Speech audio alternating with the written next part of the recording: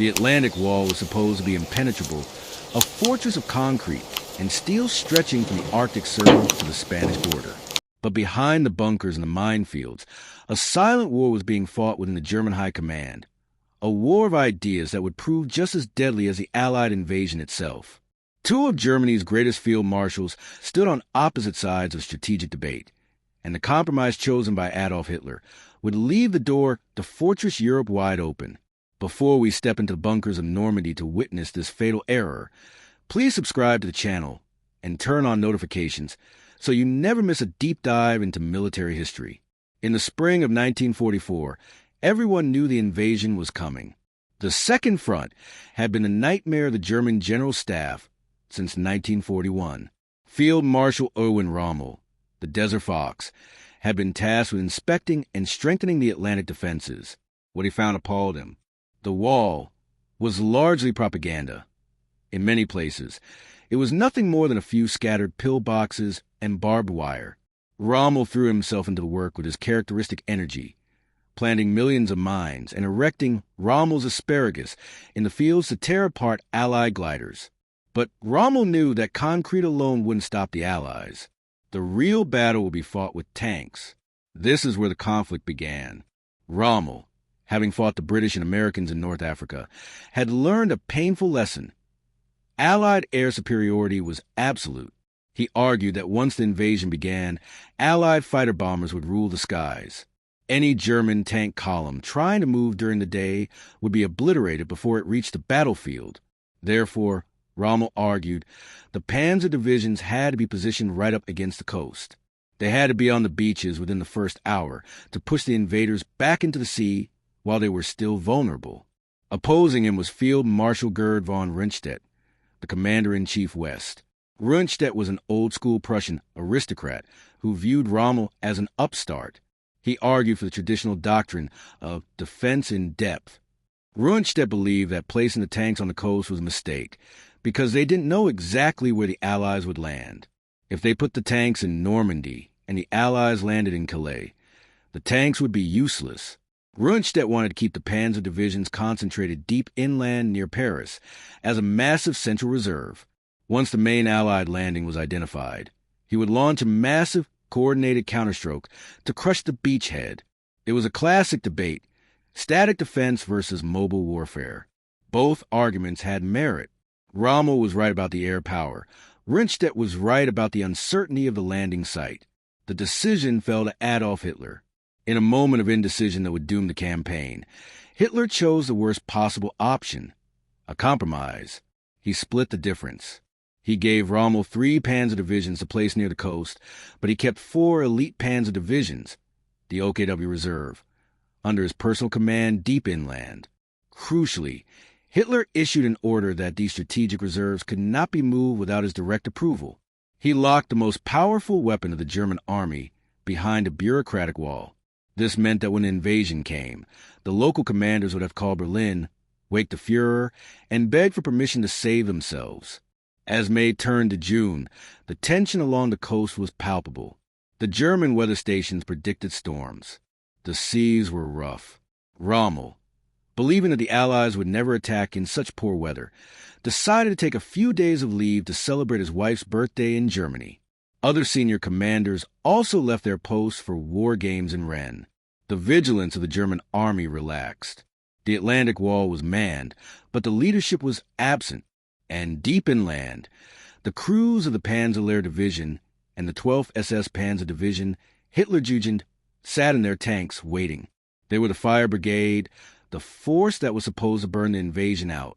But they were tethered to a chain that led all the way back to a sleeping man in the Bavarian Alps. The stage was set for the greatest military tragedy in German history. The enemy was coming, the commanders were gone, and the tanks were locked.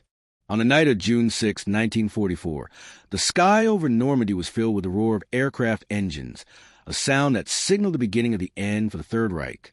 But while thousands of paratroopers descended into the dark hedgerows, a paralysis gripped the German high command that was more debilitating than any sabotage. If you want to understand how a massive military machine can be frozen by fear and chain of command, hit that like button and let's look at the morning of D-Day. The confusion began shortly after midnight.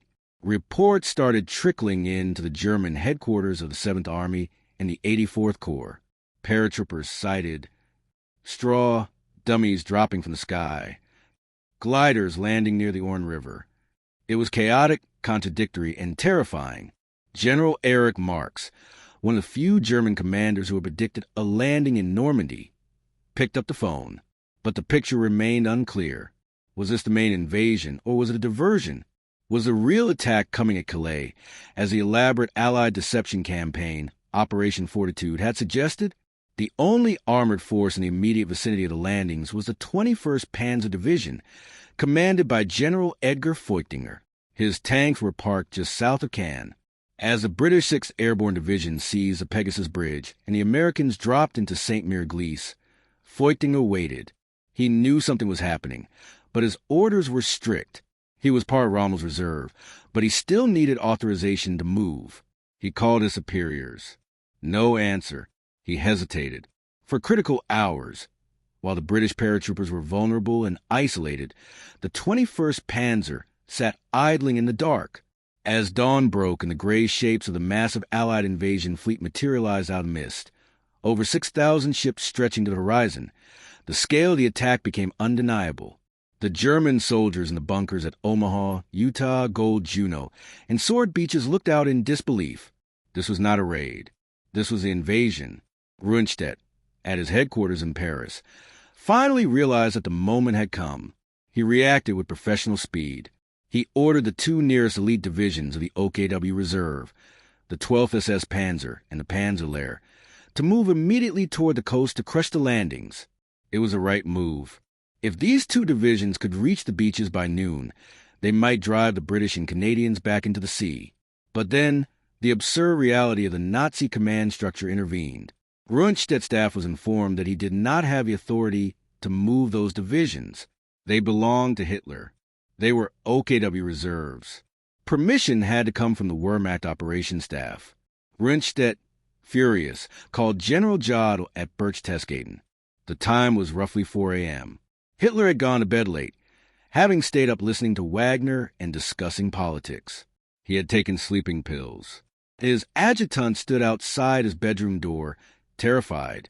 No one dared to wake the Führer. The fear of his temper was greater than the fear of the Allied invasion. Jodl refused to issue the release order without Hitler's confirmation. "We must wait," he said. "We must see if this is a feint." So, the order to move the tanks was canceled. The crews of the Panzerlehr, who had started their engines, were told to turn them off. They sat in their assembly areas, eating breakfast, performing maintenance, while less than 50 miles away, the fate of the war was being decided on the beaches. This delay is perhaps the single most critical moment of the Western Front. From 4 a.m. until noon, the most powerful German armored units were frozen.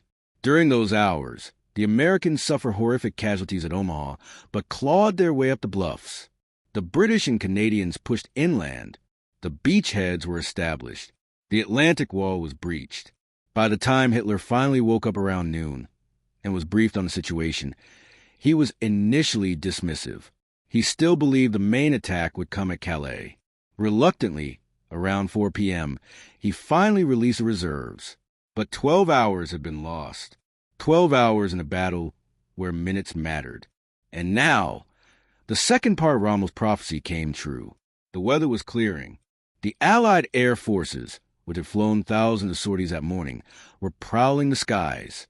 The German panzers were finally moving, but they were moving in broad daylight, straight into the teeth of the greatest air armada in history. The delay hadn't just cost them time. It had cost them the cover of darkness and weather. The sleeping pills taken in the Alps were about to be paid for with blood on the roads of Normandy. The order had finally come, hours too late, sending the elite German panzer divisions racing toward the coast. But as the tank commanders peered out of their hatches, they didn't see the enemy on the ground. They saw the enemy in the sky. The march of the Panzerlehr division to the front is one of the most harrowing tales of military frustration in history. If you are new here, please subscribe and enable notifications. We are about to witness the death of the German Armor Reserve. General Fritz Bayerlein, the commander of the Panzerlehr division, was a veteran of the African campaign and Russia. He knew war, but he had never seen anything like this. His division was a masterpiece of engineering, fully mechanized, equipped with the best Panther and Panzer IV tanks, and manned by highly trained crews. On paper, they were unstoppable. But as they pulled out of their camouflage onto the main roads leading to Normandy, they entered a kill zone. It was late afternoon on June 6. The skies were blue. The Allied J-bows, fighter bombers like the Typhoon and the Thunderbolt, swarmed over the French countryside like locusts. They were looking for anything that moved. A column of tanks kicking up dust was a target that couldn't be missed. Bearline later described the march as a paved road to hell. The convoys were forced to space out, moving in jumps from tree line to tree line. But it was impossible to hide a whole division on the move. The aircraft dived, unleashing rockets and bombs. Fuel trucks exploded, turning sections of the road into infernos. Ammunition carriers cooked off, sending shells flying wildly into the woods. The German commanders were forced to make a desperate choice: keep moving and take the losses, or hide in the woods and wait for nightfall. Because of the urgency of the invasion, they tried to push on. The result was a massacre of machinery. By the time the Panzer Lehr reached the front lines near the next day, it had lost dozens of vehicles and, more importantly, its cohesion. The men were exhausted, their nerves shattered by the constant air attacks. They hadn't fired a single shot at an Allied soldier, yet they had been mauled. The 12th SS Panzer Division Hitlerjugend, commanded by Kurt Meyer, faced a similar gauntlet. These were fanatical young soldiers, teenagers raised in the ideology of the regime, led by hardened veterans. They managed to reach the outskirts of Caen quicker than the Panzer Lehr and engage the Canadians. They fought with ferocity that shocked the Allies, stopping the British advance on Caen. But even they could not throw the Allies back into the sea. They were plugging holes in the dike, not breaking the dam. The counterattack that Rundstedt and Rommel had dreamed of, the massive, coordinated armored strike that would sweep the beaches clean, never happened. Instead, the Panzers were fed into battle piecemeal. A battalion here, a regiment there, desperately trying to stop the Allied expansion. The piecemeal commitment is a cardinal sin in armored warfare, but the delay and the air superiority left them no choice. By the end of the first week, the situation had solidified. The Allies had linked their beachheads. They were bringing in thousands of tons of supplies and men every day. The Germans, conversely, were struggling to get a single train to the front. The French resistance, coordinated by the SOE, had blown up the rail lines. The strategic paralysis caused by the command structure meant that Germany was fighting a defensive war of attrition, exactly the kind of war they could not win. Hitler, from his bunker, refused to accept this reality. He demanded that the Panzers hold every inch of ground. He forbade tactical retreats that would have allowed the tanks to regroup and maneuver. He ordered them to dig in. A Tiger tank dug into a hedgerow is a formidable pillbox, but it is no longer a tank. It is a wasted asset. The Battle of Normandy became a grinder. The bocage country, the endless maze of high hedgerows, favored the defender, allowing the Germans to exact a terrible price for every field the Americans took. But the Germans were bleeding out. Their best units were being ground down to dust. And while they were fixated on holding the line at Caen and St. Lo, the Americans were preparing a breakout that would exploit the rigidity of Hitler's orders. The delay on D-Day had cost them the beachhead. The refusal to maneuver was about to cost them the army. By late July 1944, the German army in Normandy was a battered boxer, still standing but leaning heavily against the ropes. They had held the Allies in the hedgerows for weeks, far longer than anyone expected. But the knockout blow was winding up. When the American breakout finally came, Hitler made a second decision, one just as fatal as a delay on D-Day, that would turn a defeat into a catastrophe. Make sure to subscribe, because we are approaching the climax of the battle for France. The Americans launched Operation Cobra on July 25th. After massive carpet bombing that turned the landscape into a moonscape, General Patton's Third Army poured through the gap in the German lines. The front had shattered. The Americans were loose in the German rear, racing across Brittany and swinging east toward Paris. Field Marshal Gunther von Kluge, who had replaced Rundstedt after the latter told Keitel to make peace, you fools, saw the disaster unfolding. He realized the left flank of the German army had collapsed. The only sensible military option was an immediate, large-scale retreat to the Seine River. By pulling back, the Germans could save their surviving Panzer divisions, shorten their supply lines, and establish a new defensive line behind a major river barrier. Kluge sent urgent messages to Hitler, explaining that the front could not be held. But Hitler, looking at maps in the Wolf's Lair that bore little resemblance to reality, saw an opportunity. He believed the Americans were overextended. He ordered Kluge not to retreat, but to attack. This was the Luttich operation, better known as the Mortain counterattack. Hitler ordered the exhausted Panzer divisions to disengage in the east, move west, and strike into flank of the American breakout. He wanted to cut off Patton's spearheads and reach the sea at Avranches. The German commanders on the ground were horrified. They had almost no fuel. They had no air cover. And they were being asked to attack into the teeth of the strongest American forces. General Paul Hauser, commanding the 7th Army, protested that this was suicide. But the order stood.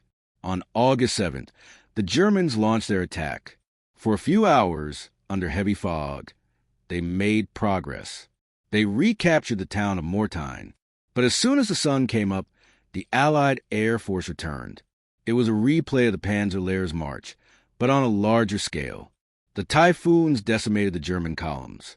The American 30th Infantry Division held the high ground at Hill 314, refusing to budge. The attack stalled completely within 24 hours. But the failure of the attack wasn't the worst part. The worst part was that by attacking west, Hitler had pushed the bulk of his army deeper into a sack. While the Germans were trying to reach Avranches, the American armies were swinging around them from the south, and the British and Canadians were pushing down from the north. The jaws of the gigantic trap were closing. This was the Falaise pocket. By refusing to retreat to the Seine and instead ordering a phantom counterattack, Hitler had placed the entirety of Army Group B, the cream of the Western Army, inside a kill box. Kluge knew it was over. He begged for permission to withdraw, while the gap between the town of Falaise and Argenton was still open. Hitler dithered. He suspected Kluge of negotiating with the Allies, which he wasn't yet, though he was involved in the fringe of the anti-Hitler plot. Valuable days were wasted. Inside the pocket, the roads became choked with the wreckage of an army. Horse-drawn carts, stolen French cars, Tiger tanks, and ambulances were all mixed together in a chaotic column trying to escape east. Allied artillery began to rain down on them from all sides. The corridor of death was forming. The decision to attack at Mortain had sealed the pocket. Now, the only question was how many men could get out before the door slammed shut. The end of the Battle of Normandy was not a battle. It was a slaughter. The Falaise pocket became the graveyard of the German army in the West, a direct result of the refusal to release the reserves on D-Day and the refusal to retreat in August. This final chapter of the campaign exposes the ultimate cost of dictatorial command. If you followed this series, please leave a comment.